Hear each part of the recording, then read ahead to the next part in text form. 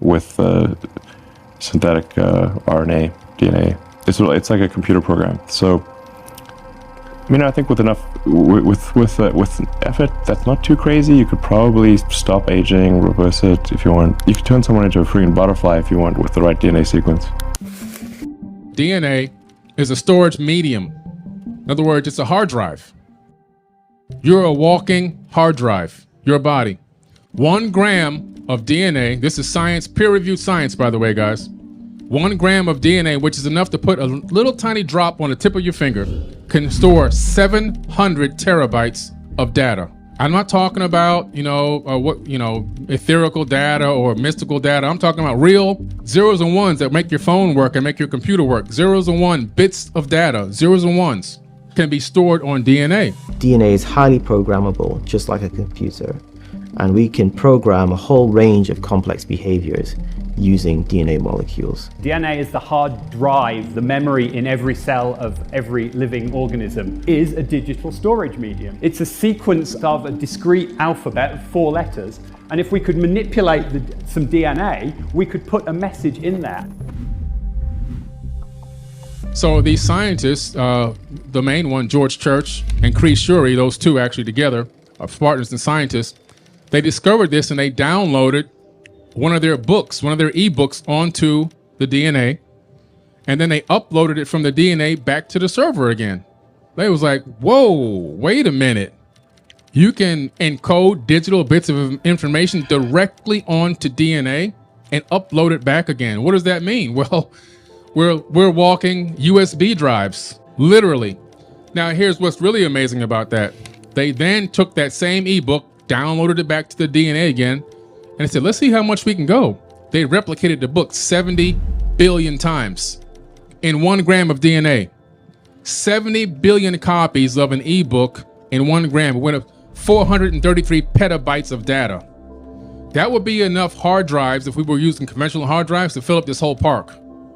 Think about that. In one tiny drop inside of your body right now, you can store 13.5 billion years of data. Ironically, that's how old the universe is. So, you are the universe. You literally have all the information stored in your body from the beginning of time until this very moment, inside of you. So when people say the universe is in you, it's not just a figure of speech. Like, the universe is really in you, because all bits of data and particles, all bits of particles are all recycled over and over. All atoms are recycled. Everything is recycled. Everything that was here from the beginning is here right now. Nothing's been added. Nothing's been removed. Due to the law of thermodynamics, energy cannot be destroyed. It can only be transformed. You're just here right now in this particular form at this particular moment. But all the information in your DNA will go back, if you had the capability of decoding it, will allow you to find this out. So we know that DNA is a storage medium and it can store a massive amount of information. This is very, very important for you to understand. And like I said, on 1 gram of DNA, 433 petabytes of data. I don't know if you know what a petabyte is, but it's a massive amount of information. But let's take it to the next step now. Now they have discovered that epigenetic memories can be passed down 14 generations inside of DNA. Memories. So you're wondering why you feel fear of this and fear of that, or you have a phobia of this or a phobia of that, or you feel strongly about this and not so strongly about that. It's not because it runs in your family. It's because it's in your DNA. Memories are in your DNA. So what does this have to do with us? Well, we're looking at an entire race of people on this planet that have been literally enslaved.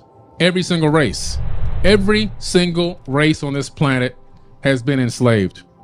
Now, and in more recent times, we've had one race try to enslave other races more than others. But, however, you have to understand this.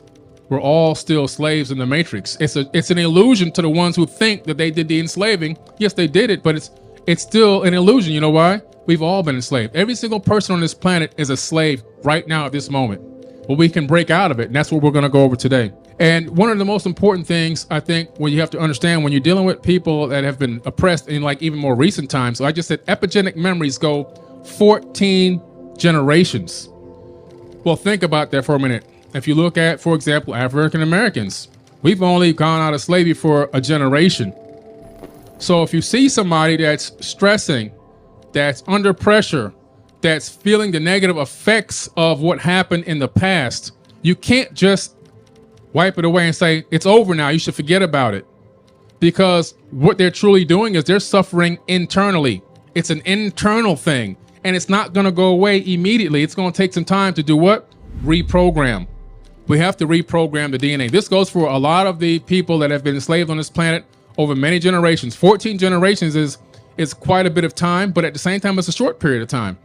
But we're just now coming out of different types of slavery on this planet, and it's not going to go away in the blink of an eye. So you have to understand that. Now, how does this work with the law of attraction? What does DNA have to do with the law of attraction? It has a lot to do with the law of attraction, actually, because the law of attraction is actually initiated through the DNA. And how many people here have ever heard somebody say, I get a download? People say, I get a download. Don't laugh at those people, because they're really getting a download. And, you know, I've seen people laugh before and chuckle when people walk away. Let me tell you something. You don't understand quantum. If you think it's funny, you don't understand quantum mechanics. But anyway, scientists have also found out now that DNA sends and receives wireless signals, wireless information. We have a built-in Wi-Fi system in our bodies already. So, and it's just broadcasted between 8 to 10 feet away from the human body. So all times of day, 24 hours a day, 7 days a week, we're all downloading information directly from the ether of space-time itself. And what's in the ether of space-time? Remember, a human being can only see on a very small spectrum of light. So what we're seeing right now is literally just part of the hologram. Just part of the hologram. Everything else, there's trillions and trillions of electromagnetic waves passing in you, through you, and out of you at this existing very moment right now as I'm speaking. That's all everything is electromagnetic waves. That's all that really exists. Besides that and consciousness, those two things collapse together and create what we call matter. So right now, we can't see these other waves of light, but they're there. But what's happening is if the DNA in your body is oscillating at a specific frequency that matches a frequency of an electromagnetic wave that's already out there, you can download information from that wave. What do waves carry? They carry information. Electromagnetic waves carry information. What I'm giving you guys is real peer-reviewed science. Write it down and go look it up and research it. All the information contained in the entire universe is passing in us all around us at all times. There is no original idea. If you're just sitting around going, man, I have a great idea, I'm gonna invent so-and-so. Not really. What happened was you got on the right frequency and you downloaded the information directly from the universe. There's a professor called James S. Gates Jr. He's a former professor at the University of Maryland. He's at a much smaller college now. He was also the scientific advisor to President Obama in that era. But he's a specialist in supersymmetry and theoretical physics. And this guy is one of the leaders in this in the world. He's not just some guy who plays around with this. He's the leader. He gets together this super team of quantum physicists, and they start digging into the ether of space-time to figure out what is floating in us and around us. What is this space-time? What is space? And he discovers that it operates on something called Adinkra codes. And these Adinkra codes can be traced back to the Dogon tribe in Mali, Africa, who actually were the original Egyptians from the land of Kem. They later migrated out to Mali. But they have these codes. These codes represent, they're flat codes on cloth, but when you take them into a third dimension, they represent sophisticated numerical mathematics that depict something called error correcting codes in our modern science. And these error correcting codes are what run search engine browsers and websites. So what is governing the function of our space-time reality in the third dimension is a software program that runs websites and search engines. This is peer-reviewed science, guys. So this is how powerful you are. So what's happening is you're syncing up with information that's already on the net, and it's downloading into your body, and you're processing that. But that's the Wi-Fi part of it. So with the law of attraction, what happens is the law of attraction is not just something. And you have a lot of people hear you, oh, law of attraction, I'm going to use the law of attraction, but they really don't know how to utilize it the proper way. And it's a real powerful tool to use in your life. And if you really, truly understand the law of attraction, you're going to make your life so much easier. It goes along, though, with the reprogramming process. You have to begin to start the reprogram. If you want it to work consistently, you can make it work by accident here or there, spot it. But if you want it to work consistently, you got to continue to reprogram your DNA.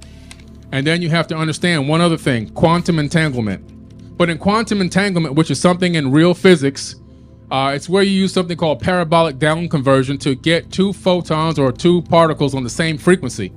So once you get two particles on the same frequency, you could take one particle to the other end of the universe if you had the capability of getting it there.